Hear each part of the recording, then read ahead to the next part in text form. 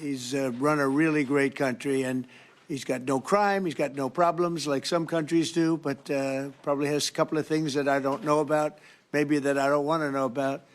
But he's a very special person. I've known him for a long time. We're going to be talking trade. We're going to be talking a little bit of Russia, Ukraine. We'll be talking about energy and energy prices. We have energy down to a pretty low point right now in the United States. We're drilling, drill, baby, drill, we call it. But energy costs are very low. Our general costs are very low. And I just saw that Walmart came out with a statement last night. They've done it for many years, that Thanksgiving this year will cost 25% less than Thanksgiving last year under Sleepy Joe Biden. So that's a big difference. That's a big difference. 25% less Thanksgiving. And I think that's a very good chart. They include everything that you need for Thanksgiving. So it's 25% less this year than it was last year. And that's true. That's emblematic of the rest of prices. Energy prices are way down from what they were last year. Inflation is almost non-existent. We have inflation down to a very low number, whereas Biden, as you know, is the worst inflation in the history of our country. So we're doing very well. We have a shutdown, as you probably know, because the Democrats have gone, they're crazy. They're crazy. But they don't care if they hurt the country. But we've approved it 14 times. We've approved a opening up 14 times, and they keep rejecting it. And I guess maybe they will again. Let's see what happens. They want to have a lot of bad things happen, bad things for our country. We're not going to give $1.5 trillion to people that came into our country illegally. We're not going to do it. To people came from prisons. They came from mental institutions. They're drug dealers. They want to give them medical care. $1.5 trillion.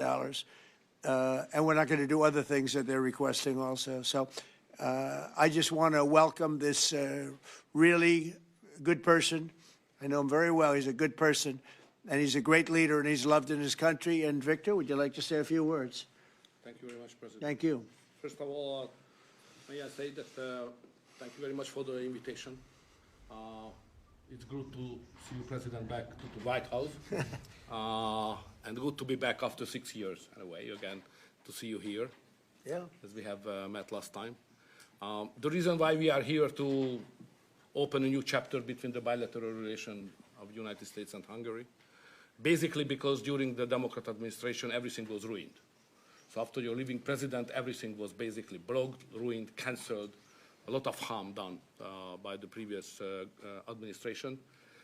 In the last 10 months, President, what you have done, we are very much grateful for that.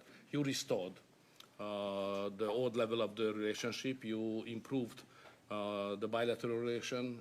You repair what was done badly by the previous administration. So now we are in quite a good position to open up a new chapter, let's say a golden age between the United States and Hungary. And we have plenty of suggestions for today: economic cooperation, military cooperation, and political cooperation. And the main issue, probably, President, you know we are neighboring Ukraine, sure, which is in war.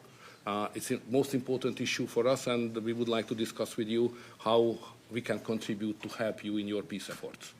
That's why we are here. And you've taken a lot of Ukrainians that needed your help, and you've taken a lot of them in your country, and everybody appreciates that. Thank you very much. Yeah, we do our best. Thank you very much. Any questions, please? Go ahead.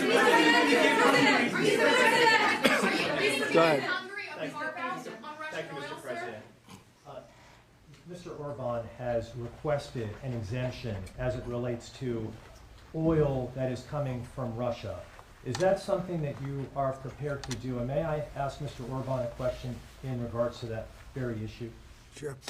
We're looking at it because it's very difficult for him to get the oil and gas from other areas. As you know, they don't have the advantage of having sea. It's a great country. It's a big country, but they don't have sea. They don't have the ports. And so they have a difficult problem. There's another country that has that same problem, by the way. But when you look at what's happened with Europe, many of those countries, they don't have those problems, and they buy a lot of oil and gas from Russia. And as they know, I'm very disturbed by that because we're helping them, and they're going and buying oil and gas from Russia. So that question could be really asked maybe more accurately if you talked about many European countries, not Hungary necessarily, because Hungary is in a different position. but many European countries are buying oil and gas from Russia, and they have been for years. And I say, what's that all about, right? Thank you. Yeah. So that will be one of the issues for Yeah. today, to explain clearly what would be the consequences for the Hungarian people and for the Hungarian economy not to get oil and gas from Russia, because we are supplied by pipelines. Pipeline is not an ideological or political issue, it's a physical reality, because we don't have port, exactly as the President explained to you. So we will negotiate on that point. It's vital for us anyway. Mr. Orban, there are two pipelines, as I understand it. There's a pipeline from Ukraine and there's a pipeline from Croatia. And my understanding is that the pipeline from Croatia can provide all of Hungary's energy needs. As a result, why would you need an exemption if that's the case? So when we discuss that issue, you should separate the gas and the oil. On the gas issue, which is very important for us, 90% of the Hungarian households based on heating system based on gas. So we have only one pipeline delivering gas to Hungary, which is the main pipeline, the Turkish one. What we got from Croatia is a very small volume supplementary gas pipeline. Okay, that's gas. Oil is another issue. So oil is coming from the Druzhba pipeline, which is the main supply, and that is a Croatian one, which is the secondary and supplementary pipeline. We would like to convince the Croatian government to enlarge it and make it possible to deliver more. Under these circumstances, it cannot be the main pipeline. It's just supplementary. But later on, with some big investments, it could serve better the interest of Hungary. Yes, please go ahead. President, thank you. Many people see this meeting not just as an encounter between two countries, but as the symbol of the strengthening of a new conservative world alliance. Would you agree with that interpretation? And how do you see the future of Europe in the light of leaders like Viktor Orban stand up to Brussels bureaucracy and the globalist agenda? Are you from Hungary? Yes, I am. I figured. The fact is that he's a great leader, and he's respected all over, not necessarily liked by some of the leaders, but, you know, those leaders have proven to be wrong. If you look at his stance on immigration and other things, you know, if you look at Europe, they've made tremendous mistakes on immigration. It's really hurting them very badly. He has not made a mistake on immigration. So he's respected by everybody. He's liked by some.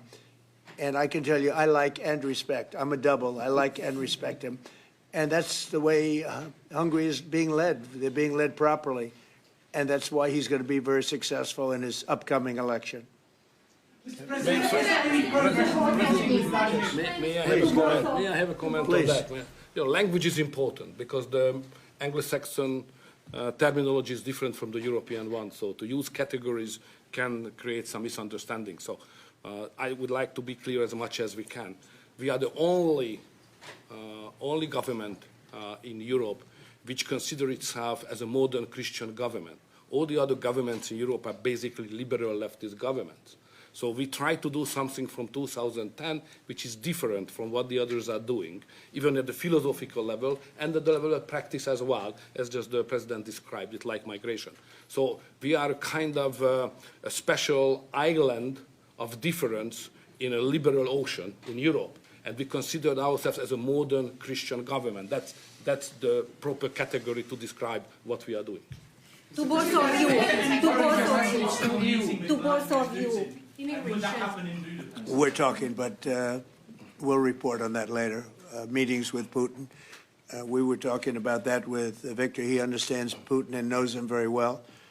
And I feel that, I mean, I'm going to let you say what you think, but I think that Victor feels we're going to get that war ended in the not too distant future. Victor, do you want to talk about that? I'm strongly convinced. So the question is whether we Westerners are unified or not. The problem is that the President has huge peace efforts, which are just splendid and very positive for the European continent and all the peoples of Europe. But at the same time, we are not unified because Brussels and the Europeans have a different approach to the war.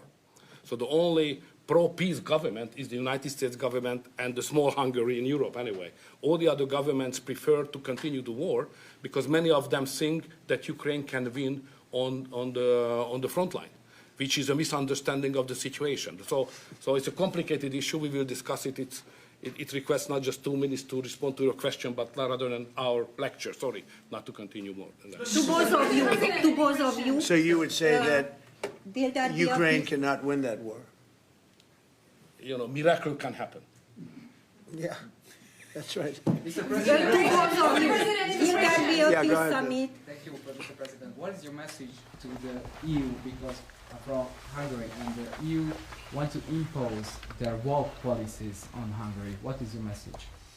Well, I think they should respect Hungary and respect this leader very, very strongly, because he's been right on immigration. Look what's happened to Europe with the immigration. They have people flooding Europe all over the place, and it's hurting it. It's the crime rates are way up. A lot of bad things are happening. His crime rates are very low. They're the same as they always were, which is very little crime, because he's kept it the way it should be. Europe, I mean, I don't want to go into individual countries. They're all friends of mine, everyone. As you know, in NATO, they voted to go from 2% to 5%, and, you know, that nobody thought that was possible. And we had just about almost, other than Spain, a unanimous vote. No, I think that I think they respect him a lot. They don't agree with him, but actually, inwardly, I think they probably do agree. He was right on immigration. They were wrong. They are flooding Europe with people from all over the world, and Europe is becoming a different place.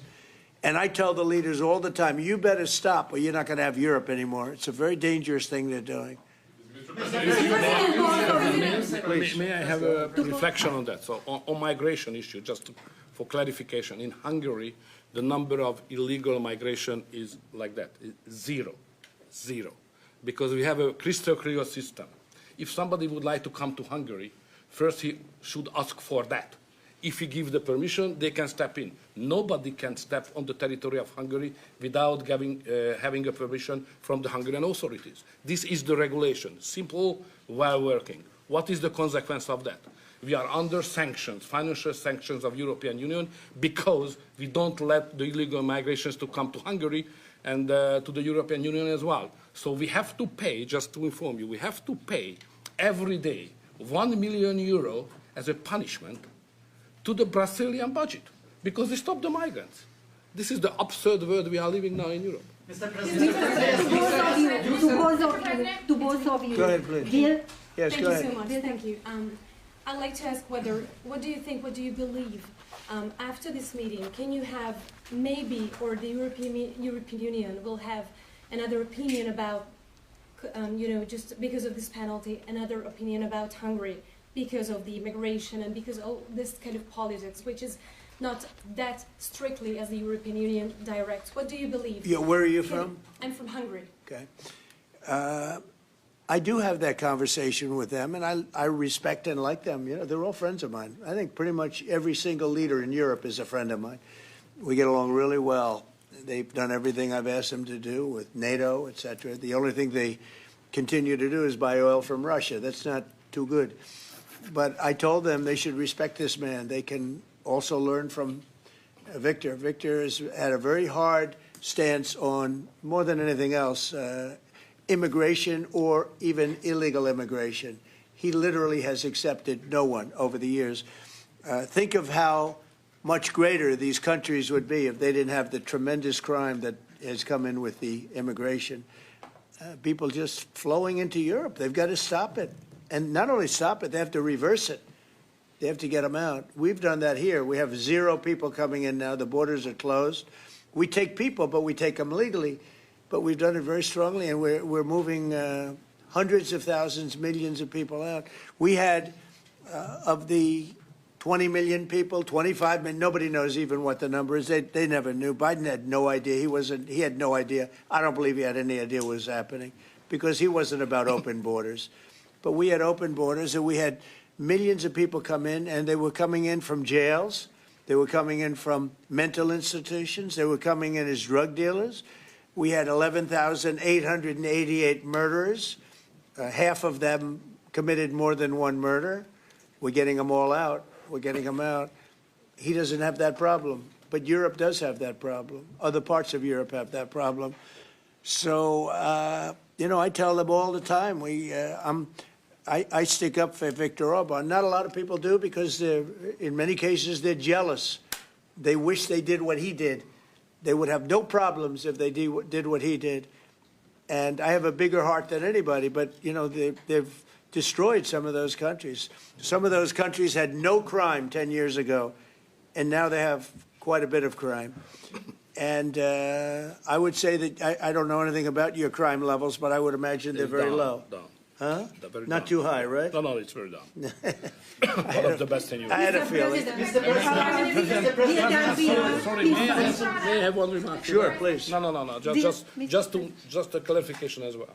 I'm not here to ask how President Trump to manage my conflicts or our conflicts with the European Union. This is our matter, so we will do it. What we need is a golden age, to open a golden age of the United States-Hungary relationship. That's the biggest help we can get from the United And States. maybe Europe too, you know, we can include Europe, but it's going to get more difficult. So inside the European Union, we will manage all of our affairs. To be the most possible humble guy, yeah? But I'm the longest-serving Prime Minister of Europe. I survived all the Prime Ministers who attacked us. And I'm sure we will survive next years as well. So we will manage our conflicts successfully. Mr. President, One question for you, Mr. President. One question for the Prime Minister. Speaking of Europe, last month you said that you would not withdraw U.S. troops from Europe, yet 2 weeks later the Pentagon decided to withdraw significant number of troops from Romania. So have you changed your mind, or the Pentagon ignored your assurance? No, they don't ignore anything that I say. What they do is we make changes. We move. It's the same number, total number, but we move people around. I happen to like the Romanian people. I think they're great people. And Pete, you may want to suggest something right there, please. Absolutely. No, nothing was uncoordinated with the White House. It's all part of the view that we have of Europe, and there will remain troops in Romania, but there's some change in how we rotate and how many we rotate. And the relationship with Romania is very good, right? It's very good, and we've coordinated all this with Secretary General Ruta, with throughout EUCOM, throughout our allies. Everyone was notified in advance. The relationship with Romania is very good. The relationship with Europe is very good. I disagree with what Europe is doing having to do with immigration, but I agree with them on many other subjects. We just signed the biggest trade deal ever made with Europe, $950 billion. We were able to do it because of tariffs. It was a deal that was good, very good, but we had a very unfair deal. We were treated very badly before I came into office, but we just signed. It's the single biggest trade deal ever signed. So we have a very good relationship with Europe. Yeah. What is the main dispute with the Russians which prevent the Budapest summit with Putin from taking place? The basic dispute is they just don't want to stop yet. And I think they will. I think it's taken a big toll on Russia, a big toll on both countries, obviously, but it's taken a big toll. They're losing 7,000 soldiers a week. That's a big toll. And between the two of them, divided, you know, with Russia losing more soldiers, actually. But they're both losing a lot of people. And that's the primary thing that, with me, it's not economic, it's not money. In fact, we don't spend any money. We send it to NATO. They pay us for our missiles and for our military and everything else. We don't. It's not a question of money. It was with Biden. He spent $350 billion. He got nothing for it.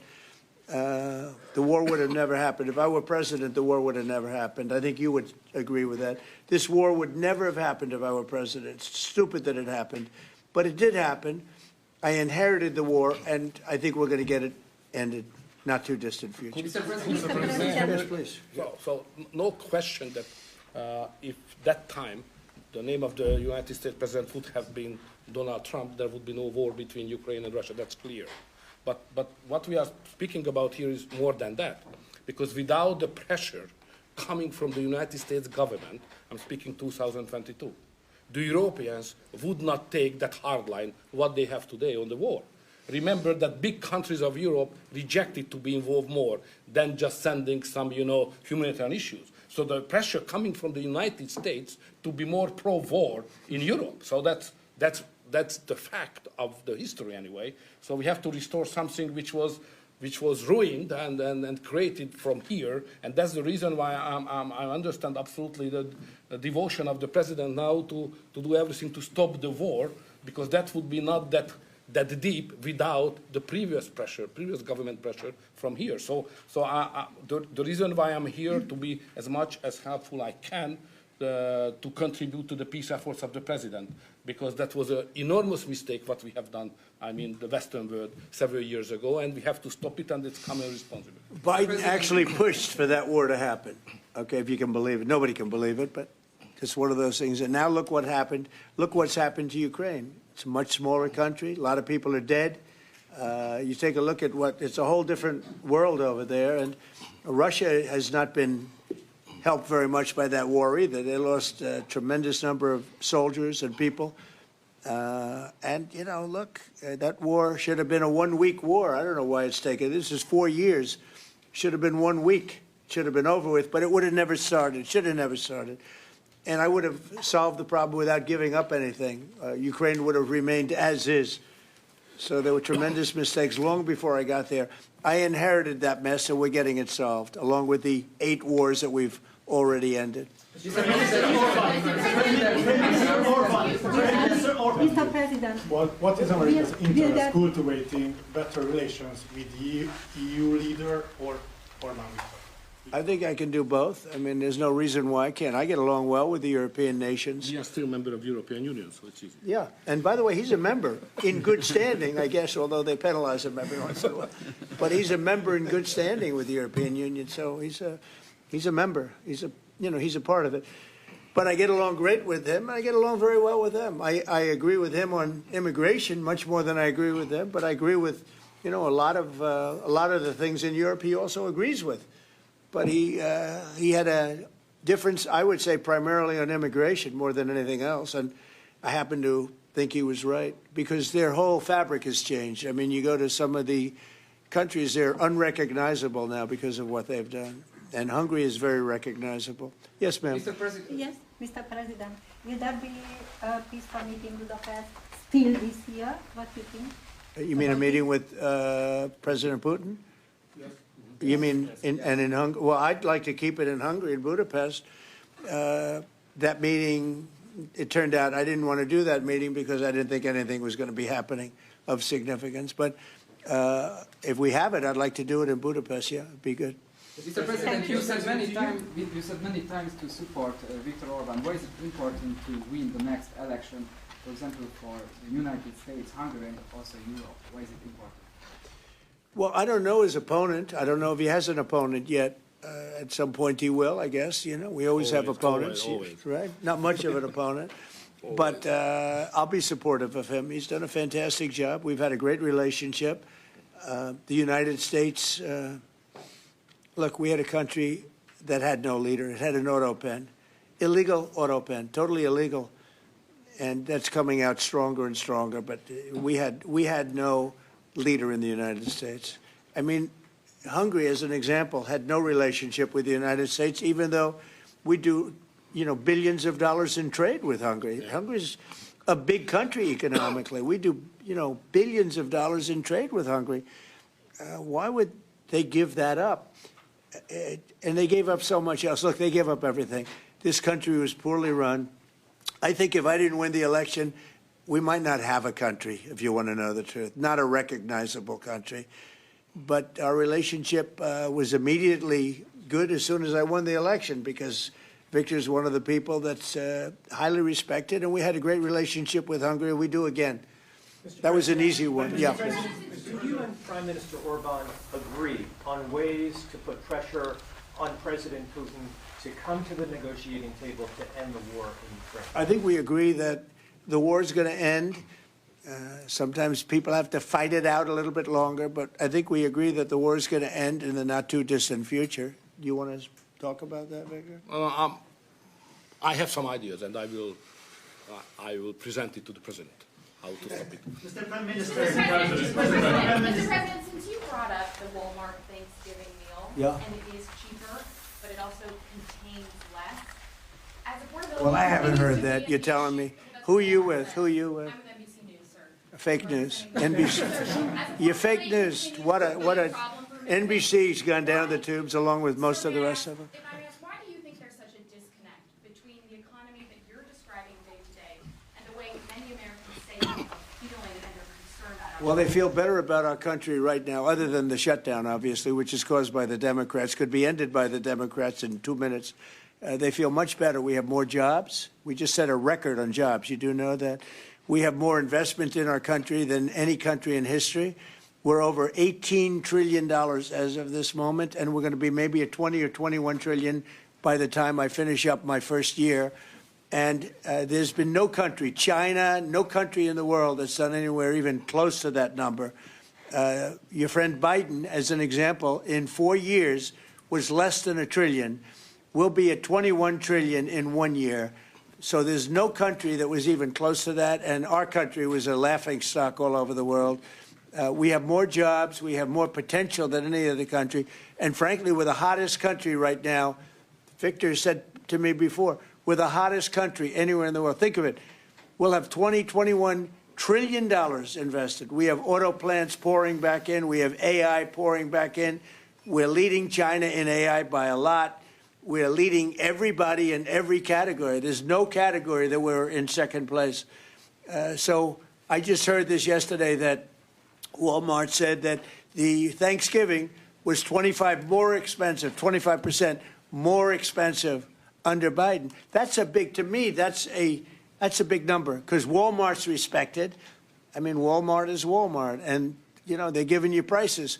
So that would mean that the whole series of pricing and costs, you know, the groceries and everything else, it was a con job. It was a con job. Affordability, they call it, was a con job by the Democrats. The Democrats are good at a few things: cheating on elections and conning people with facts that aren't true. It was 25%. Walmart just announced it 2 days ago. 25% cheaper this year will be cheaper to have Thanksgiving than it was a year ago under Sleepy Joe Biden. You say that affordability is a con job, as you put it. Say it. You said affordability was a con job, and you didn't want to. You said last night you didn't want to talk about affordability. I talked about it. When did I not want to talk about it? I talk about it all the time. We are much better than Biden and all of them. Now, just so you understand, do you remember that the Biden administration had the highest inflation in 48 years, but most people say ever recorded? Do you remember that? Right? Do you remember it? Did they have the highest inflation in 48 years? Did they? Just answer me the question. You know the answer. The answer is yes. They had the worst inflation in 48 years. We have almost no inflation. We're down now to 2%, and we'll be at maybe 1%. You want to always stay above 1%, actually. You want a little tiny bit of inflation. We're at a perfect number. They were at the highest level in recorded history, okay? And when you talk about affordability, that one fact. Now, let's talk about the second biggest subject after inflation, energy. We're going to be at $2 gasoline. We're going to be approximately $2 very soon. We're a little bit above $2 right now for gasoline. Now, under Biden, it was $4.50. It even hit $5, but it was $4, $3.50. We're going to be at $2 a gallon. So gasoline's much less. Energy costs are less. When you have energy and when you have gasoline less, everything else follows. It's such a big category. So when you have lower energy prices, which I think you admit we do substantially, that means everything else. So we are the victors on affordability. But if I watched that election, which I was not much involved in, I didn't support Virginia, the candidate, didn't do a lot of support for the other candidates. They asked me about Cuomo, and I said, well, it's a question, do you want a thug or do you want a communist? I mean, that was my response. So I wasn't involved in that stuff too much. But I will say this. If you look at affordability, which they campaigned on, they lied because they talked about, oh, prices are up. No. Prices are down under the Trump administration, and they're down substantially. Energy prices are down by 30, 35, 40%. Gasoline is way down. And the other big thing is inflation is way down. The biggest thing is inflation. The second biggest thing is energy. Energy is way down, and What's also down? Gasoline. Also, the biggest thing is inflation, and it's way down. We took over a mess, the highest inflation in recorded history. Some people would say 48 years. I'll take either one of them. But I believe it's the highest inflation in recorded history. That alone makes it impossible for them to have done a good job affordability-wise. So one other thing. When I came into office, Victor, 2 days into office, they were screaming at me about the cost of eggs. I was there for 2 days. Eggs had quadrupled. And I said, listen, I just got here. Let me check it out. And they were right. Eggs had gone up by 3-4 times. Within a period of a few months, we had eggs down to a normal cost. We did a great job on groceries and affordability. The only problem is the fake news. You people don't want to report it. And, in fact, I'd like to ask Caroline. Where's Caroline? I'd like to ask Caroline a question. Where is she? Did she? Uh-oh. She deserted us. She deserted me. Our great Caroline superstar deserted me. Anyway, she's right outside. She was going to talk about, because the fake news yesterday, they talked about that. They said, oh, I don't want to talk about affordability. The reason I don't want to talk about affordability is because everybody knows that it's far less expensive under Trump than it was under Sleepy Joe Biden. And the prices are way down. Caroline? Yes, sir. Could you discuss that question that was asked, and how it was asked in such a fake, disgusting manner by the fake news? Yeah, and I just saw it asked again here, and it's very unfortunate that the reporters in this room refuse to address, sir, what you just said, which is that you inherited the worst inflation crisis in modern American history, and you are fixing it in 10 short months. And your entire administration has been tasked with this effort, from Treasury Department to Agriculture Department to the National Economic Council right here at the White House. They are slashing regulation. He signed the largest middle-class tax cut in 6 months. In 6 months, in record time, putting more money back into the American people's pockets. So affordability is what the American people elected this president to do, and he is doing it, and you guys refuse to cover it, and you refuse to cover that the previous administration created the worst unaffordability crisis in American history. And I've been watching the TV all day saying that he doesn't want to talk about affordability. That's what he's working on every day, and that's what this administration is doing. Right now. But you know why they refuse to cover it? Can I get Because her they're for fake someone? news, that's why. Go ahead. Can I get her someone? Sure. Caroline, the Prime Minister would like you to work for him in Hungary. Please consider You know it. what? That's a very good decision you just made. Please don't leave us, Caroline. Yeah, please. You spoke to Republican senators. They do not seem interested right now in getting rid of the filibuster. That's too bad. They're making a big mistake. That's right. No, but they're coming my way. You're right. Wait a minute. The way to do it for the Republicans is to terminate the filibuster. They call it the nuclear option. This is the second form of nuclear. Very good, very good. This is a good form. This is not a bad form. I would have been in favor of that a long time ago. But you know the Democrats are going to do that. And most of you will admit the Democrats are going to do that. So why aren't we doing it? And I think only a foolish person would be against that, especially when you realize that these are crazed people. These people are absolutely crazed, Trump derangement syndrome, whatever it may be. And I am totally in favor of terminating the filibuster. And we would be back to work within 10 minutes after that vote took place. And lots of other good things would happen.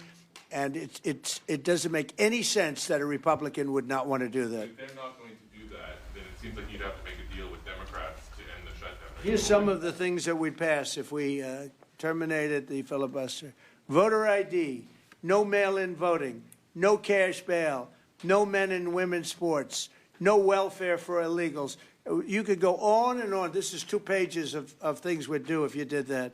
Without it, I don't know that you passed anything, because you can't deal with them. They're really irrational. They really are. But I was happy to see that a tremendous liability to this country, a woman that made herself rich in this country, Nancy Pelosi, has quit, and she'll be out of here pretty soon. And that I consider that to be a great asset for America, getting her out. Yeah, please go. Are you really going to deal with Democrats? You're not interested in I don't know. We'll see what they have. I mean, we'll see. But they're very destructive for the country. NBC, fake news. I'm not taking you. Go ahead. President, are you worried about it backfiring in the future on Republicans should they get rid of the filibuster and then down the road Well, you know, normally I would say, well, a little bit, but the reason that I'm not is because if they ever took over power, they'll do it. Look, Joe Manchin and Sinema are two people that are no longer in politics because of this issue. They were opposed to what the Democrats wanted to do. They wanted to terminate the filibuster. They were opposed to it. They're no longer in politics. They're gone. The Democrats will do this. So if the Democrats are going to do it, I'm saying Republicans should do it before they get a chance. It's very simple. And if we do it, we will never lose the midterms and we will never lose the general election because we will have produced so many different things for our people, for the country, that it would be impossible to lose an election. Are you worried about an AI bubble? No, I love AI. I think it's going to be very helpful. So many things are happening with it. And in addition to which, we're leading China, we're leading the world in AI. We're building massive electric plants that the companies themselves are building for their plant. I've given them the right because we need so much electricity for that. Just the word is electricity, believe it or not. Double the electricity that we currently have in the country for just the AI plants. And I've allowed those companies to rebuild and build electric plants along with their facility. We're getting approvals done in less than a month, sometimes in 2 weeks, for massive, beautiful, massive buildings. And no, I'm totally in favor of it. I think it's really going to be the wave of the future, and we're leading the world. We're leading everybody by a lot. How long do you think the shutdown will last? Mr. Orban, President, how long do you think the shutdown will last? I don't know. It's up to the Democrats. We voted, the Republicans have voted 14 times to open up the country, and the Democrats have voted 14 times to hurt the country, really. They should approve it, but they might not. That's why I like the fact that we terminate the filibuster. If we terminate the filibuster, the country will be open within 10 minutes after that termination because we'll take a second vote, which is the opening of the country, and the Republicans will vote to open the country. That's one of the reasons, not the major reason, by the way. I think it's less important than the other things that we get. But if we terminate the filibuster, the second vote that we will take will be to open up the country. It'll take 10 minutes, and the country will be open. Is there any room for bipartisanship? Because it seems like that's the main purpose of the filibuster, is to create some sort of compromise. So Well, it didn't work, obviously. So how You're do you right. That encourage was the purpose of the filibuster, bipartisanship, but that didn't work. So are you saying the next 3 years in Washington there shouldn't be? Well, no. If the filibuster is terminated, we will have the most productive 3 years in the history of our country. If the filibuster is not terminated, then we will be in a slog with the Democrats, and very little for either party will be done. So it's a good thing. Thank you very much, everybody. Thank you very much. Thanks, guys. Let's go. Thank you. Thanks. Thank you, Press. Let's go. Head out. Thank you, guys. Thank you. Thank you, Press. Guys, head out. Let's go. Let's go.